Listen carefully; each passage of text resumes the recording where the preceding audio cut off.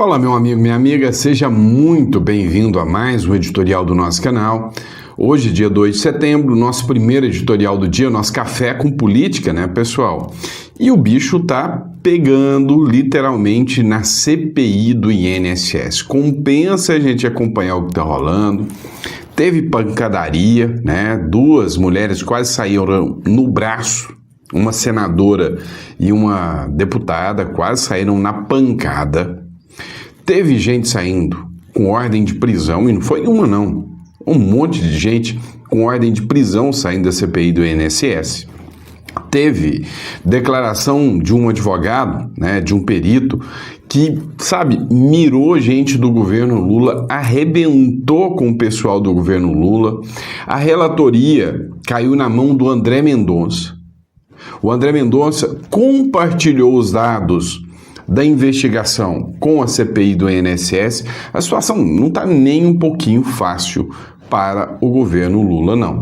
Nós vamos falar também, né, do que acontece hoje, talvez um dos eventos históricos que marcarão a história do Brasil de forma negativa, ou seja, de forma vergonhosa. Hoje acontece um dos maiores tribunais de exceção que o Brasil já viu, o julgamento do ex-presidente Bolsonaro.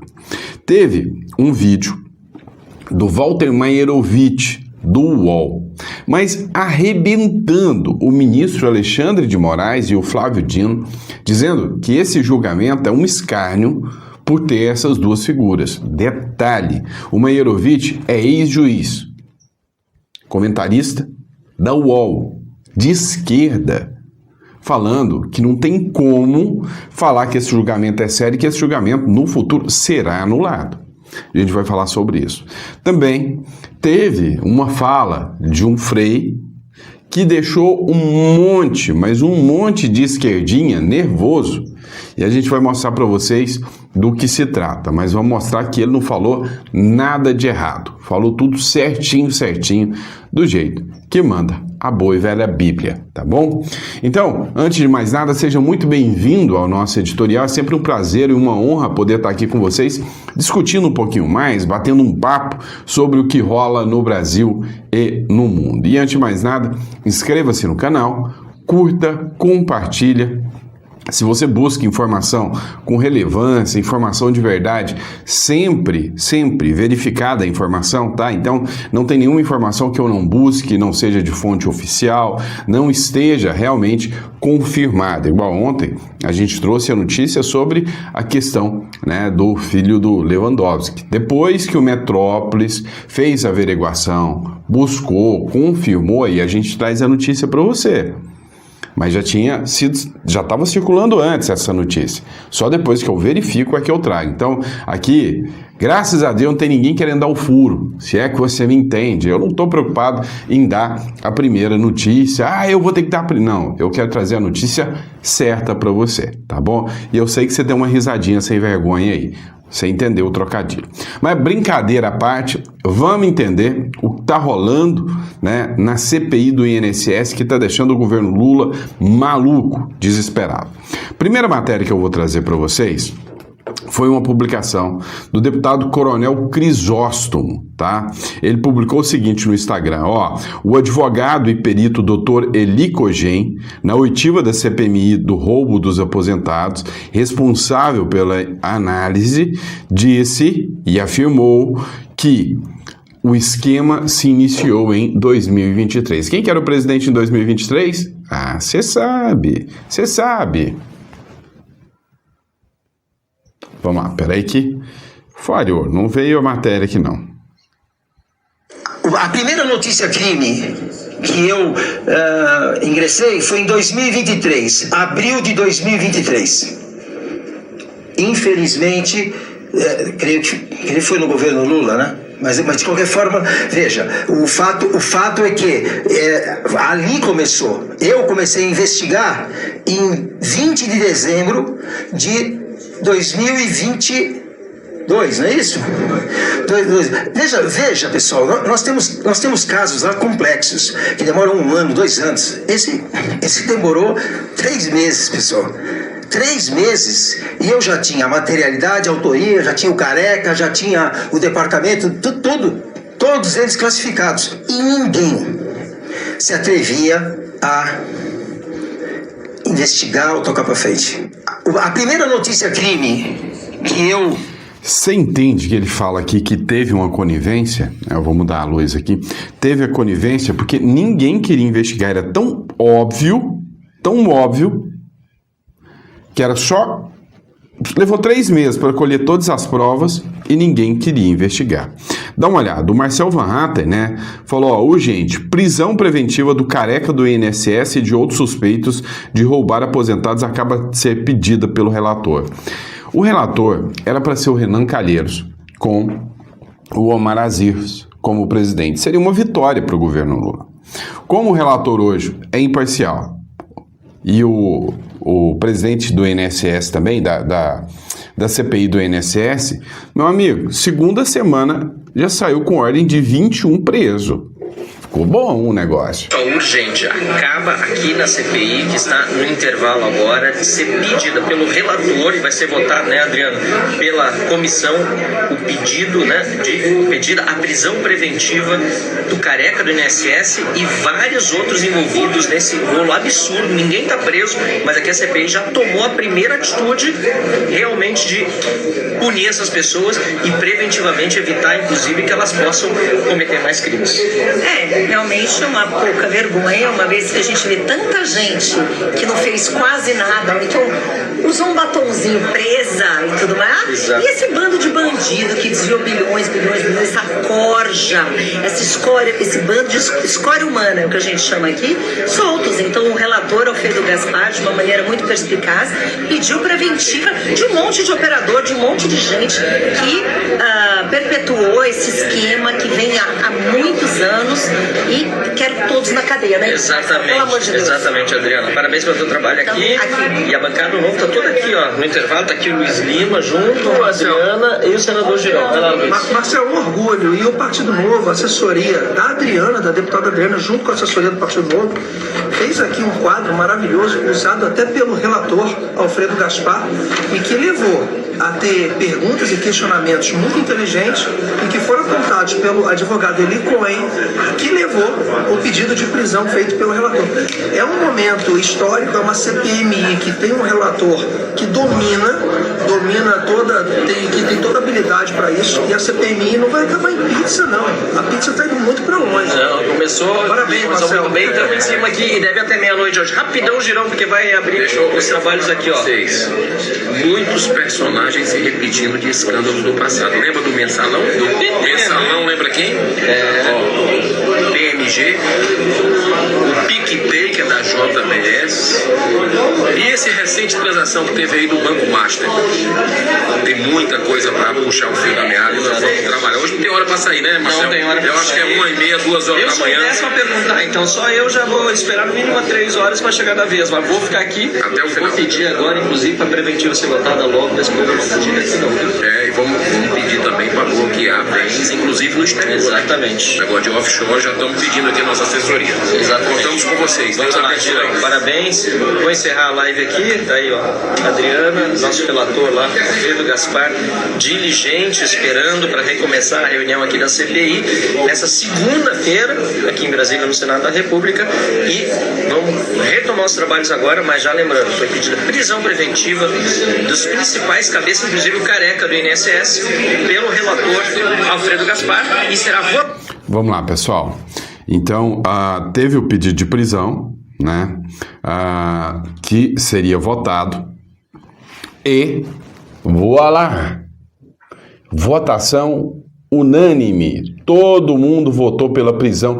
Ninguém, mas absolutamente ninguém, depois de tanta prova, a prova que o perito apresentou foi tão robusta que nem a galera da esquerda quis votar contra. Então, matéria do Metrópole, CPMI do INSS aprova prisão preventiva de 21 suspeitos em fraudes do INSS. A Comissão Parlamentar Mista de Inquérito, que investiga as fraudes do INSS, aprovou nesta segunda-feira a prisão preventiva de 21 pessoas suspeitas em esquemas de descontos indevidos contra aposentados e pensionistas. Sabe o que mais me assustou? É que não tinha esse pedido aqui, né? Não foi feito com a Polícia Federal, né? Não foi feito. Ó, advogado que denunciou a fraude do INSS disse que o esquema de fraude mesmo, né, de desconto indevido, já tinha começado em 2005. 2005. Agora eu me pergunto, quem era presidente em 2005? Hã? Eu não sei quem era presidente em 2005, você sabe, né? Ó, outra fala, Record, tá? Record. Cara, estão limpando, estão lavando a régua com relação ao governo Lula, tá? Fraude não seria possível sem leniência dos ministros da Previdência e dos presidentes do Instituto, diz advogado. Ou seja, falou que a investigação foi em 2023, que tinha leniência do ministro e do presidente do INSS, né? Olha só, bora lá. Pegou aí, ó. Mas o importante é o seguinte, confusão ali atrás, mas a verdade é uma só. Acabamos de aprovar aqui a prisão preventiva de 20 ladrões, bandidos, que foram acusados pela Polícia Federal de ter roubado, fazer parte do esquema de roubo do INSS. Uma vitória para a democracia. Pois é. Agora, teve um trecho dessa CPI do INSS que chamou muita atenção. Quer ver? Esse momento aqui, o clima esquentou, matéria do Cláudio Dantas. O clima esquentou entre a Coronel Fernanda e a Leila do vôlei na CPI do INSS. E a gente só está na segunda semana de trabalho. E o jogo já está ficando interessante, olha só.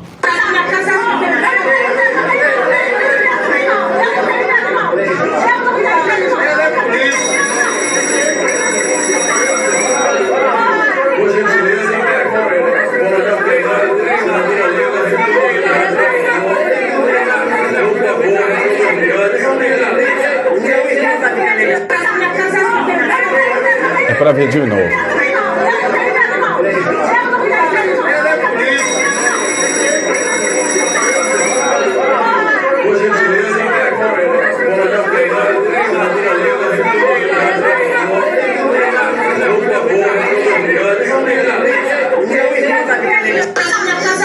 Pessoal, quando eu vi a primeira vez, eu achei que era a Maria do Rosário. Não é, a Leila do vôlei, tá? Eu achei que era a Maria do Rosário quando eu vi a primeira filmagem. E, enfim, né, tiveram muitas pessoas que se manifestaram aqui, teve um videozinho do Magno Malta também, eu não vou colocar, senão a gente vai ficar muito tempo só na questão da CPI do INSS. Mas eu vou só dar a lista para você aqui de nomes de pessoas que foi lida, né, aqui pelo relator aqui no momento do pedido de prisão. Acompanhe aqui comigo. Solicito a prisão preventiva dos investigados acima consignados, baseado nos pressupostos e fundamentos da prisão preventiva. André Paulo Félix Fidelis, Eric Douglas Martins Fidelis, Cecília Rodrigues Mota, Vigílio Antônio Ribeiro de Oliveira Filho, Thaisa Hoffman Jonasson, Maria Paula Xavier da Fonseca Oliveira, Alexandre Guimarães, Antônio Carlos Camilo Antunes, Rubens Oliveira Costa, Romeu Carvalho Antunes, Domingos Sávio de Castro, Milton Salvador de Almeida Júnior, Adelinon Rodrigues Júnior, Alessandro Antônio Stefanuto, Giovanni Batista Speaker, Reinaldo Carlos Barroso de Almeida, Vanderlei Barbosa dos Santos, Josimar Fonseca da Silva, Felipe Roters Coutinho, Maurício Camisotti, todos esses 20 devidamente pontuados os pressupostos e fundamentos no inquérito que corre perante o STF. E o 21º, Márcio Alaô de Araújo, citado pelo depoente aqui presente. A justificação muito simples, a pedido da própria advocacia do Senado que irá materializar essa petição, com base no inquérito policial disponível na rede mundial de computadores que deflagrou a operação sem descontos, e nos primeiros depoimentos colhidos ao longo desta CPMI, verificou-se que mesmo diante da presença de indícios veementes de materialidade e autoria das infrações penais que vitimaram milhões de aposentados e pensionistas, até o momento nenhum investigado se encontra submetido à prisão cautelar. Diante do Veja, ninguém tinha sido preso até agora, né? Teve o caso do careca do INSS, que assim ficou conhecido. Agora, tem um ponto interessante aqui da discussão também, né? Acerca dessas prisões que aconteceram, por que ninguém tinha sido preso ainda? E a outra questão, o relator disse que não vai poupar o irmão do Lula. E não estava o nome do irmão do Lula aqui também, até porque oficialmente ele não era investigado pela Polícia Federal, mas provavelmente passará a ser investigado, tá bom? Vamos falar agora, né, de um marco histórico negativo, né, algo que vai ficar nos livros de história ainda, do Brasil e do mundo. Vamos falar do julgamento do Bolsonaro. Vamos lá. Vamos começar olhando isso aqui. O ministro Alexandre Barroso, antes do julgamento, o presidente do STF fez essa matéria aqui, né? Deu essa declaração aqui. Barroso, em breve vamos empurrar o extremismo para a margem... apareceu um áudio aí, né? Barroso, em breve vamos empurrar o extremismo para a margem da história. Pessoal, entrou uma ligação aí para atrapalhar, mas vamos lá. O Vinícius Carrion escreveu o seguinte: escárnio, o presidente do STF faz questão de mostrar que o tribunal é parcial e suspeito para julgar Bolsonaro. Esse tipo de declaração na véspera do julgamento cria esse sentimento de suspeição e polarização do processo. Em breve vamos empurrar o extremismo para a margem da história. Isso aqui é um discurso político. Isso aqui é um discurso de quem faz perseguição política contra os outros. E aí tem o áudio dele aqui, né, o trecho do vídeo em que ele fala isso. Dá uma olhada. Comprovar que houve a tentativa de golpe, o julgamento ainda vai ocorrer. Eu acho que é muito importante julgar, é um pouco como encerrar os ciclos do atraso no país e ter a consciência de que a divergência que é legítima e desejável numa democracia deve se manifestar dentro das regras do jogo. Essa ideia de que quem perdeu tenta levar a bola para casa ou mudar as regras é um passado que nós precisamos enterrar. Eu acho que o papel do judiciário é julgar os casos que lhe são apresentados. Vale para plataformas digitais de responsabilização, vale para uma denúncia criminal feita pelo Procurador-Geral da República. Portanto, eu acho que o julgamento precisa ser feito com absoluta serenidade, mas cumprindo o que diz a Constituição e o que diz a legislação. Sem interferências, venham de onde vier. A gente está lá para cumprir uma missão, que é uma missão difícil, mas é também a missão de servir ao Brasil da melhor forma possível. Nitidamente, um recado, né, para o Donald Trump aqui, sem interferência, venha de onde vier. E assim, a gente precisa entender o seguinte, quando o juiz fala que vai vencer o extremismo, é que ele fala que a decisão já está dada, não vai ser um julgamento justo. Outra questão, eu acho que ele foi infeliz no argumento que ele utilizou. O cara que perdeu leva a bola para casa. Não. Hoje, o cara que perdeu convence o juiz, leva o juiz para casa. Né? E aí, mas vamos lá. Deu muita repercussão, né? Tá aqui, o Globo também repercutiu a fala do Barroso antes do julgamento. Em breve vamos empurrar o extremismo para a margem da história. É o cara que disse, perdeu o Mané. É o cara que disse, nós derrotamos o bolsonarismo. Mas assim, a gente sabe que hoje não dá, né, para descer esse argumento de que os juízes desse julgamento são imparciais. Veja isso. O Flávio Dino foi hostilizado em um voo durante, né, uma viagem dele. Parece que os aviões da FAB estão faltando gasolina. O Flávio Dino, mulher tenta agredir Flávio Dino em voo para Brasília e é abordado por um policial, Flávio Dino se envolveu em uma confusão dentro de um avião na tarde dessa segunda-feira, antes de o voo partir de São Luís rumo a Brasília, por volta de 16 horas. Aos berros, uma mulher partiu para cima de Dino e tentou agredi-lo, mas foi contida pelo segurança do ministro. Este avião está contaminado, gritou ela. É uma situação vergonhosa, né, chegar a um ponto desse, mas mostra literalmente que a população, né, está saturada com toda essa polarização política. Então, é grave. E aí vem agora o Walter Maierovitch, que se manifestou sobre a parcialidade do Flávio Dino. Por que uma mulher chega a uma postura dessa? Não que eu estou justificando, está errado, está totalmente errado, a agressão está totalmente errada. Mas escuta isso aqui.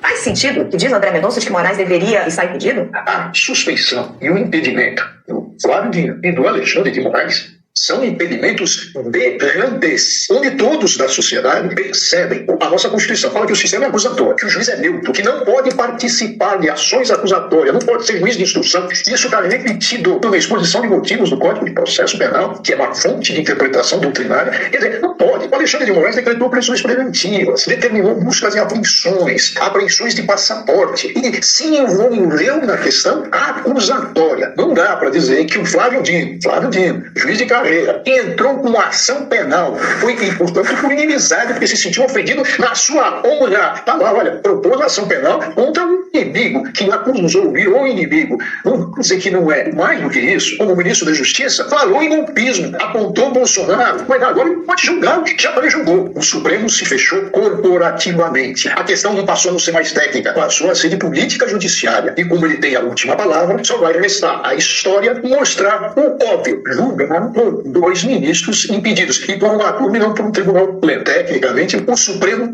Tribunal Federal finge que é isento. Faz sentido o que diz André Mendonça de que Moraes deveria... Assim, quando você vê um ex-juiz de esquerda falando, né, isto, é porque, não tem mais caminho para justificar a aberrante narrativa da turma da esquerda, de que o julgamento é justo. Não, é uma vingança política sendo feita pelo tribunal.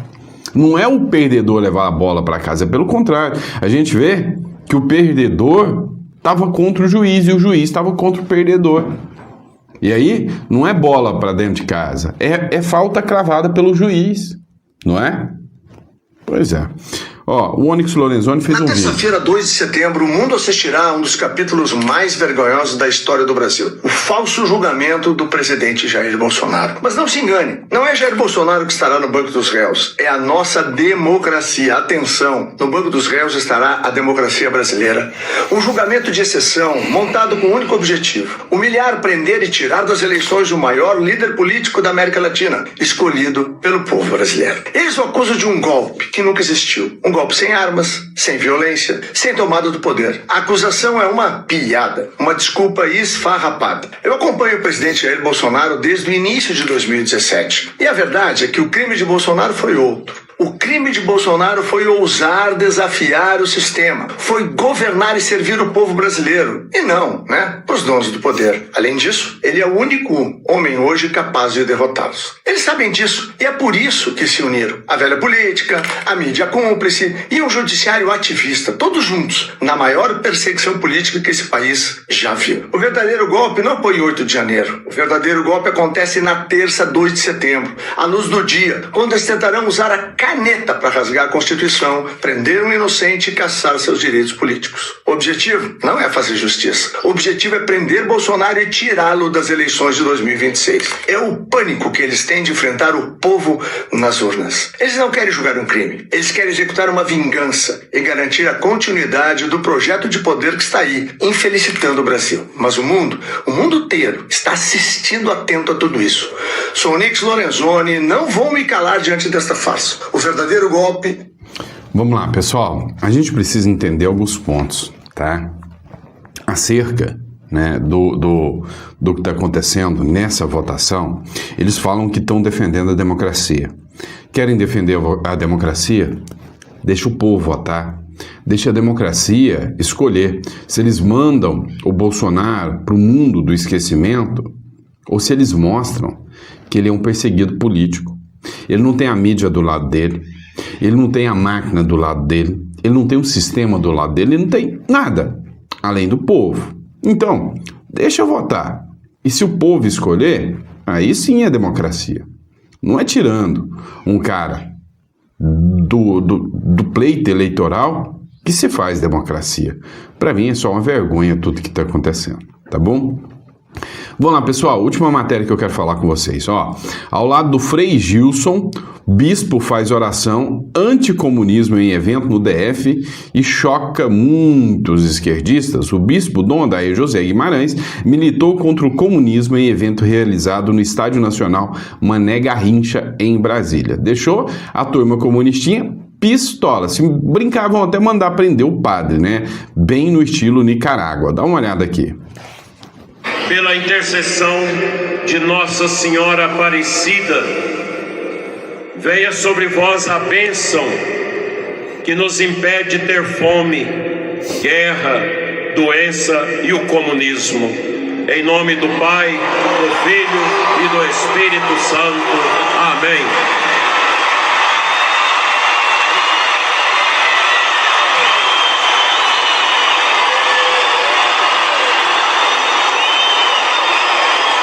Pela intercessão. Pois é, parece que o povo gostou do discurso, né? Quem não gosta é quem quer dominar o povo. Mas olha só, né? Será que realmente a igreja é contra o comunismo, o socialismo? Será? A mídia descobriu que católicos são anticomunistas. Ontem ocorreu o evento católico Desperta Brasil aqui em Brasília. Nele, o bispo Adair José Guimarães fez uma oração à Nossa Senhora Aparecida pedindo para livrar o Brasil do comunismo. Choveu manchete por aí como se isso fosse algo polêmico. Mas a Igreja Católica se opõe ao socialismo e ao comunismo desde o século XIX. Papa Leão XIII, encíclica Rerum Novarum, 1891. O remédio proposto pelo socialismo é em tudo contrário à justiça. A doutrina socialista viola os direitos naturais do homem. Papa Pio XII, Decreto de Santo Ofício, 1949. Os fiéis que professam a doutrina comunista incorrem em excomunhão. O comunismo é incompatível com a fé católica. Papa João Paulo II, encíclica Centésimos Anos, 1991. A queda do socialismo real mostra que a negação da dignidade da pessoa leva à limitação da liberdade e à opressão. O católico é chamado a rejeitar o comunismo, pois essa ideologia nega a Deus e a dignidade da pessoa humana. A mídia descobriu que católico... Pois é, deu para perceber, né? Agora, tem mais um trechinho que eu queria que você visse aqui, um videozinho rápido. O que os países comunistas fazem em relação aos cristãos? De qual religião você nunca seria? Não sei, porque sou ateu. Não acreditamos em Deus, além de Deus do dinheiro. Além do Deus do dinheiro, você não acredita mais nem o Deus, só o dinheiro? Sim, porque sou chinês. Acho que a maioria dos chineses são ateus. Mas você não tem crença nenhuma que, tipo assim, quem criou a Terra, quem criou vocês? Como é que vocês definem isso? São como materialistas, porque a China continental é um país comunista, então estamos contra de acreditar em Deus, coisas assim. Mas as as pessoas ainda acreditam em Deus do dinheiro. Então, por exemplo, se eu entrar na internet da China e colocar Bíblia, não tem como comprar? Sim, não encontra como comprar Bíblia e Corão também. O governo não permite isso? O governo não provale essas coisas. Então, por exemplo, se entrar no YouTube e colocar uma pregação, não tipo um pastor... Não tem YouTube em China? Sim, temos como um aplicativo semelhante como o YouTube, se chama Bilibili. E aqui no Brasil, quando você veio, você procurou alguma religião ou você ainda acreditou na sua só no Deus do dinheiro? Só Deus do dinheiro. Só Deus do dinheiro? Sim. Não quer religião nenhuma mais? Não. De qual religião você nunca seria? Vamos lá, né? É até incoerente, né? Comunista, Deus do dinheiro. Mas a realidade é que, cara, esses países comunistas, Deus é um incômodo. Coreia do Norte, por exemplo. Na Coreia do Norte, é proibido, tá? Proibido por completo que você tenha qualquer vínculo, né, com a religião, com uma fé, a não ser considerar, né, que a própria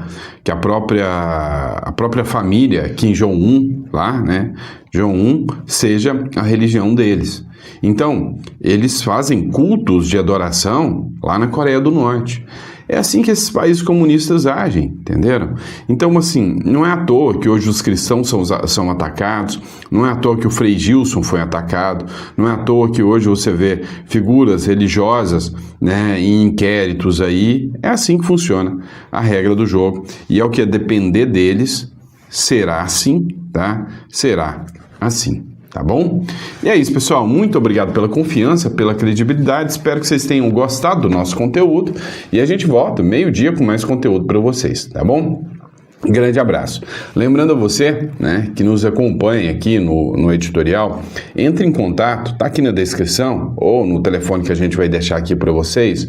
Se é interessante para você ter um plano B, um seguro liberdade, caso o Brasil escambar para o lado ruim, você tem para onde ir? Né? Não tem. Então, hoje eu falo que o Uruguai é um ótimo país para você ter um plano B, uma válvula de escape. Então, é sempre importante você ter um plano B, aplicar a teoria das bandeiras, eu recomendo sempre, tá bom? Grande abraço, pessoal, fiquem com Deus e até o próximo editorial. Grande abraço.